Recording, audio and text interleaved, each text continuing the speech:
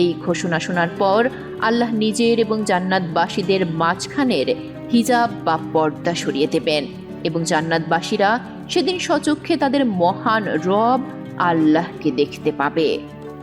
এই দৃশ্য দেখার পর জান্নাতের অন্য সকল নিয়ামত, সকল হুর, সকল প্রাসাদ সব কিছু তাদের কাছে তুচ্ছ মনে হবে। আর এটি হবে জান্নাতের সর্বশ্রেষ্ঠ, সবচেয়ে বড় এবং সবচেয়ে আনন্দদায়ক পুরস্কার।